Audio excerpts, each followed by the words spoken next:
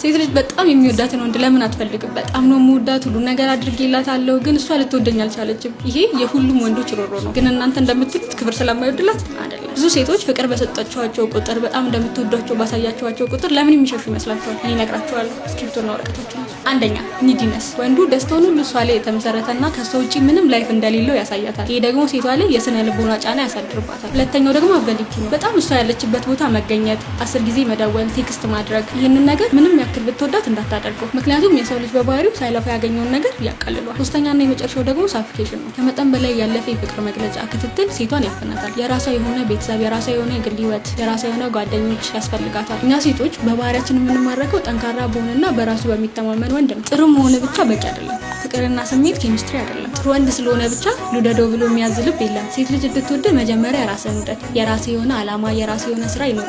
ፍቅር ሚዛናዊ ሲሆን ደስ ይላል። ማራኪን ለመቀላቀል ባዮ ላይ ያለው ሊንክ ይጫኑ።